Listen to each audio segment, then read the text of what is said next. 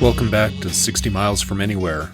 My name's Clinton Harris, and tonight I'm going to talk about a story that I remembered the other night about this guy. It's called The Freelancer. If you like this episode, please check out my website, 60milesfromanywhere.com, where you'll find more stories on my blog as well as insights about creative writing. My fiction is available on Amazon.com, and you can find the link on my website. The book is called Song of the Cinder, and it's available in both trade paperback and ebook for Kindle. It makes a great gift for that lover of fantasy, alternate history, or horror in your life. Your donation to support this podcast and my website are always appreciated by clicking on the Buy Me a Coffee link. Be sure to leave a rating or a comment on the platform you're subscribed to. Ratings and comments help improve my rankings on platforms such as Spotify, Apple Podcasts, Audible, and many others. I'm also an affiliate with Origin USA, a company that makes boots, jeans, martial arts gear, and all sorts of other things that are 100% American-made. Click on the link on my website and use code HARRIS10 for 10% off your next purchase. All content is written, recorded, and produced by me, Clinton A. Harris. If you're interested in working with me for podcasting, writing, or other projects, please contact me through the links on my website, 60milesfromanywhere.com. Let's get started. A few years ago, I was meeting with some friends to talk about writing. We met at the local Starbucks a couple blocks away from the neighborhood. I hate Starbucks. Not only do they fuck up your name on the cup, no matter if your name is Jim, Tammy, Bob, or Cheryl, I think they're sadists and do it to amuse themselves. We got a seat outside because it was spring, and in Colorado, when the trees start to even get a hint of buds, you want to start spending as much time as possible outside. My writing friends had set up camp at a wire table outside as I stood in line waiting to pick up my coffee. On the odd occasion that the barista actually made conversation with me, this was a tall, lanky college kid pouring my Americano. Danger was written on the cup. It's the same name that comes up on my caller ID if I'm calling you, just so you know. He asked what we were up to outside, and I explained we were chatting about our writing projects. He informed me that he was also a writer. That's fine. I'm not going to gatekeep something that anyone with enough patience to sit through their own self-doubt and loathing can do if they just set their mind to it. But something he said stuck with me. He asked me what I wrote. Since I was making the transition from being a part-time freelance writer to likely full-time once the university completely spun out of control and had to start laying people off to make sure that upper management got to keep their trips to Thailand while underpaying faculty and staff, I told him I wrote content for websites for pay, but I was also writing a book. As he poured the 3 shots of espresso into my cup and topped it off with hot water, he said, "Oh, really? That's great. I'm more of a freelance writer myself. I don't like writing things for other people. I like to tell my own stories." Now, with the confidence of youth mixed with oblivion, he handed me my cup. I went to sugar and cream, ripped off the top of the 3 cane sugar packets that I had been holding and shaking to pack the ingredients down into one side like some nervous cokehead with an 8-ball.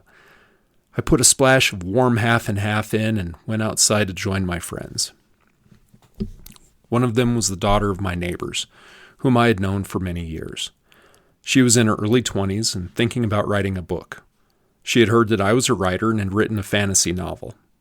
That's the one I plug shamelessly at the beginning of every podcast. At the time, I was working on another book, set in the same world, with even more airships and monsters and ghosts and gods walking the earth. When she explained the world of her book that she had built, I almost felt ashamed at what I had been working on. She was describing mythologies and social structures, race relations, and all sorts of stuff. Our third was a mutual friend I also met through her parents. He was writing too, even though he recently found out that he was probably not going to be able to work on the book long. He would be leaving the country soon. His cancer had come back and his prognosis was not good. He was trying to decide whether or not to continue fighting the cancer that had metastasized throughout his body, or go to Japan for some radical treatments. Our little writing group had exactly one meeting before life got in the way for all three of us, and we went our separate ways. My friend decided to continue fighting cancer and went to Japan for over a year.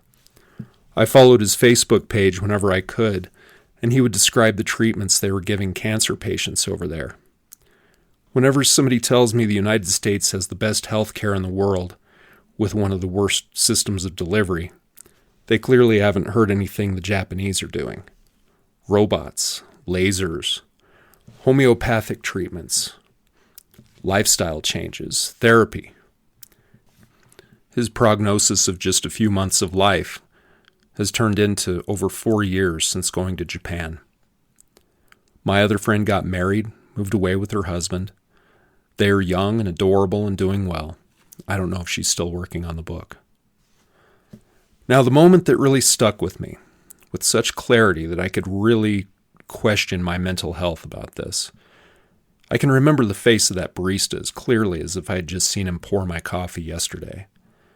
Even then, in the writers' meeting, what he said bothered me. I'm freelance. I thought of the wisdom of Inigo Montoya, who said, "You keep using this word. I do not think this word means what you think it means." As I listened to Angie explain her world building of what would honestly be the next big Netflix series, and tiptoed around Matthew's story, who at the time we thought was dying in front of our eyes, that long-necked, skinny, giant Adam's-appled guy had gotten under my skin. Freelance. No. When I write content for a dentist that talks about the importance of flossing and regular visits for pay, that's freelance work. When I write about traumatic brain injuries for attorneys' blogs, that's freelance. If I get hired for a story that I've pitched about traveling out to Oregon with my kid and my mom, that's freelance. I'm hiring myself out to someone who is willing to give me money for my words. Much like a knight of old, with no ties to a lord or vassal, and he would take his horse and lance and ride off to distant lands to hire himself, and his lance out to someone who wanted to pay him for his services of chopping serfs to pieces was a free lance. This kid was getting the free part confused, because when you write for yourself and nobody is paying you, you're a writer, but you aren't doing freelance work. Freelancing is a different kind of critter. Freelancing involves doing a lot of things that you'd rather not be doing. You'd rather be constructing amazing worlds with plot lines like Angie was doing, or later with Matthew explaining the sci-fi levels of treatment he was getting in Japan to put his cancer back into remission. The freelance work that I was doing was writing about grill guards on 4x4 trucks or product descriptions for a boating catalog. It wasn't what I wanted to do. Writing the book about fighting a continental land war in North America during the beginning of the 20th century, or the return of the Fae and how it clashed with the Industrial Revolution was what I was working on. The freelance work was a lot more like work than writing. More like a job, really. But it was still writing. What he wanted to do wasn't freelancing. It was just writing. Or probably just telling people he was writing so he could hang out with other college students who were writing and making bad student films, but mostly smoking a lot of shitty weed and drinking like they were on the second coming of William S. Burroughs, making out with artsy girls who didn't shave their armpits, or getting invited to house parties that have one inexplicably present faculty member who everybody says is cool, but nobody's leaving an unattended drink around for the shifty motherfucker either. I know I shouldn't get worked up about it, but I did, and I still am. Writing is work, but freelancing is a job. So make it into a career. It's a good way to pay the bills while you work on your passion project. You usually don't get to come up with the topics out of whole cloth. They're given to you because a customer needs you to write what they generally suck at. Here's something else about writing you should know. Everyone who is a speaker, a native speaker of English, constructs sentences, they talk to people, and they convey their thoughts with their native tongue. When I used to tell people I was an English major, they looked at me funny, like, "Don't you already speak English?" Yes, I do. But studying English, and particularly writing things in English, is different. I'm not saying you need an English degree to be a writer. No way. The other day I paid $4 from Thrift Books for a 50th anniversary copy of Strunk & White's Elements of Style. It's a thin little book that pretty much explains just about everything you'd ever want to know about writing mechanics. Not writing to mechanics that are fixing your car, but the nuts and bolts of what makes writing writing. I wish they would have handed these things out freshman year in high school. This book removes all the mysteries of lay versus lie and that whole there bullshit. It explains everything that messes you up every time you have to write something and you aren't sure you're getting the grammar right. $4. I could have saved thousands of dollars in tuition for an English degree. That usually gets an eyebrow raise from prospective employers who invariably ask, "Don't you already speak English?" If you want to be a writer, sit down and just start writing. It's going to suck. That's a hard pill for me to swallow anyway. I'm such a perfectionist when it comes to my writing. You wouldn't know I was a perfectionist by looking at the rest of my house. My kitchen's trashed most of the time. My bed's never made. There's stuff on the floor. I have wrappers and mailers and all sorts of stuff just laying all over the place. It's hard to adhere to that mantra of don't put it down, put it away. It is a hard pill to swallow, knowing it's not going to be perfect. That little black book of Strunk & White helps with the basics, and things like figuring out my own voice, how to create characters and lived-in worlds, and all the rest are the domain of the writers. Freelancing is a little different. You aren't living in your worlds. You're taking what you know about being able to do what everyone else can do, which is putting words together, and you're doing it just a little bit better than they could. Sometimes much better than they could. I've met a lot of people with MBAs who couldn't write their way out of a wet paper bag. I've read briefs from dentists and lawyers who wouldn't know subject-verb agreement well enough to save their lives if they depended on it. It sounds a little hyperbolic, but good content can help a business. Nobody wants to read something your 7th graders scribbled out at the last minute in a mandatory journal entry for English class in middle school. Not if it's representing their business, services, and know-how anyway. So freelancers use their skills. They use experience with grammar and a finely honed ability to sit down with some of the driest bullshit you've ever encountered to try to sell it as if something interesting and informative is in front of them. No, what he was talking about was just writing for himself. It wasn't freelancing. It wasn't talking about toothpaste or pocket knives or terms and conditions agreements for pay for somebody else who would probably think, as they sent out their 1099s for the year, "Boy, that guy was expensive. I speak English. I could probably do it myself next time and save a lot of money. How hard could it be?" Well, today I sat down and wrote about uterine cancer and hair relaxer lawsuits. I would have much preferred writing on my book, but right now the book isn't going to pay my child support or put food in my fridge. Neither is this podcast.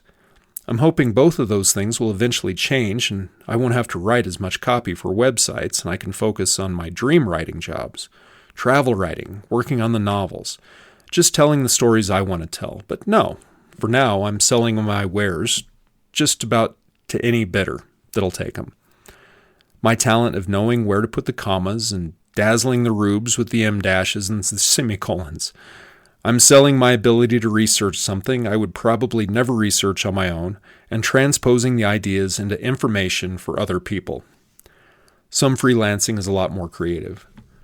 Writing articles for magazines gives you a lot more control. You pitch something you like to an editor. An editor. Gosh, that's like a tongue twister.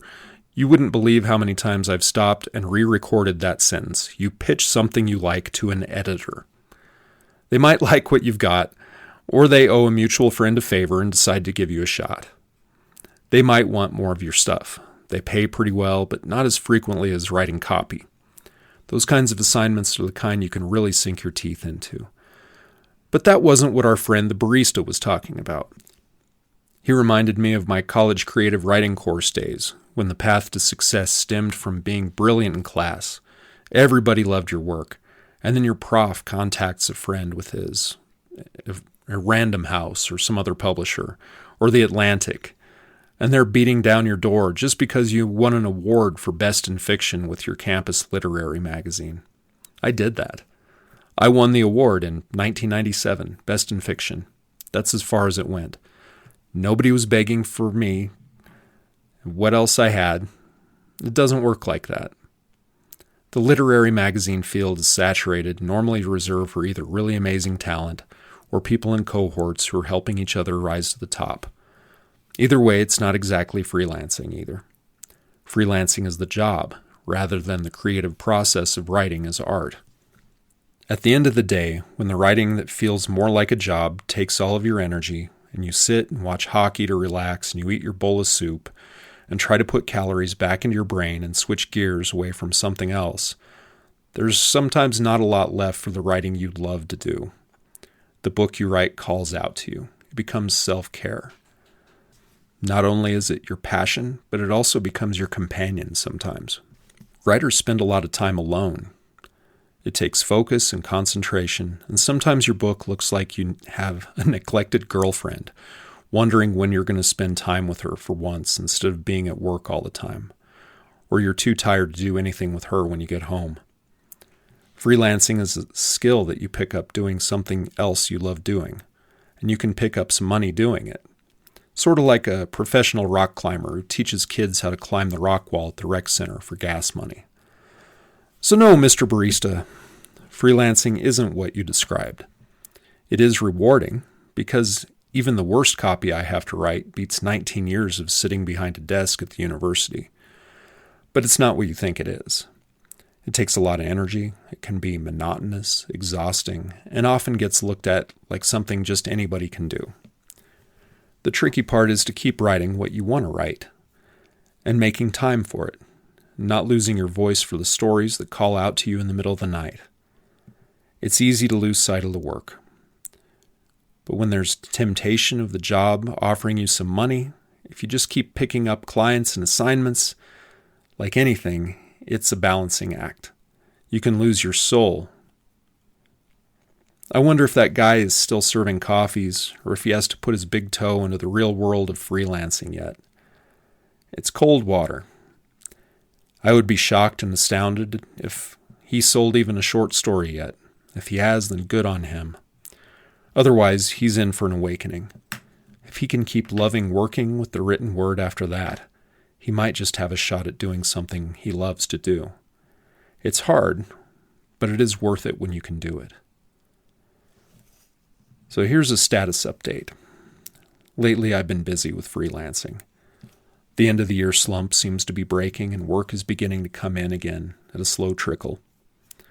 The book has been going well enough, and unfortunately by the time I have thoughts to write in my regular blogs, I decide that they'd rather serve me better as being episodes of this podcast. But the podcast, as of late, has become very heavy with writing dispatches. In the dead of winter, in this mountain wonderland, I've been working a lot more from home.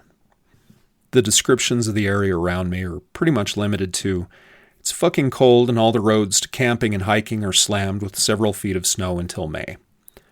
My funds are limited to traveling right now, but winter is a good time of year to focus on building what you can instead of dreaming about what you can't. It's a great time to work on the book, make plans, and build up my funds again, whatever that looks like. Also, I've been fixing stuff around the house. Just the other day, I fixed a leaky faucet. I've been doing a lot of reading, too. I discovered thrift books, where you can buy cheap, used, and out-of-print books. I'm not an affiliate, but I would rather support them than give Jeff Bezos any more of my money. The other day, I picked up a copy of Strunk and White, and Anne Lamott's book on writing called Bird by Bird. And I also got a copy of Bill Bryson's Notes from a Small Island. All three of these books cost about $20, with shipping. As a writer, I don't really read as much as I should, but I'm hoping to change that this year. One of the best pieces of advice I picked up was from Anne Lamott, and her thoughts on perfectionism. She says perfectionism is the voice of the oppressor, and that it will ruin your writing. I agree. Some of the hardest times I've had on my book lately have been trying to write it perfectly in the first draft. A lot of the problems I have with this podcast and my reluctance to publish new episodes come from the fact that I really hate having to back up and re-record stuff that I flub up. I have to allow myself the freedom to make mistakes, to play with the words. That's where all the good stuff comes from, the poetry, not from puking out some polished prose that I hope some editor will look at and spontaneously ejaculate as they're searching for a pen to write me a big fat advance check. It's not happening. So why am I writing with that expectations? I have to give myself permission to write a lot of garbage, and I have to have the patience to try to sift through it for the story that wants to be told. Lately, I've been kind of struggling with my mortality. I'm 47 years old, and I do understand that I have a lot more years behind me than I do ahead of me. How many books do I have in me? How many years do I have to tell those stories? The longer you wait to write something perfect and wait for the perfect moment or be the writer that you think can actually do it, you're wasting your time. The only time to do it is now. You have to sit down, you have to do the work, and it's going to suck. The first draft is going to suck. That's what extra drafts are for. So, this is a good exercise for me to just sit down and record what I want to say. And most of this tonight was done in one take. I backed up a couple of things where I screwed up things like I said Boyd, like I was Bugs Bunny. And so I had to re-record that. But I don't know. I think a lot of this is just relaxing and just letting this be fun. Letting this be a conversation and not a showcase of how brilliant I am. Like I said, it's kind of like the expectations that you have in a creative writing course in college. You think that you're going to be scouted, like the movies where they always say, oh my gosh, this guy is the next, whatever, can't remember the name of the guy that wrote Catcher in the Rye. That's always the big go-to one. The guy wrote one book that anybody remembers and everybody clings onto that. I never even finished the book. Couldn't stand it. So, anyway, that's it for tonight. I hope you've enjoyed the show. I'm going to record a couple more episodes, and then you can binge them, just like Netflix. So, be kind to yourself, write good stuff, write terrible stuff. But if that's really what your passion is, go to it. Fight for it. We don't have that many days on this planet. You might as well do something you love to do.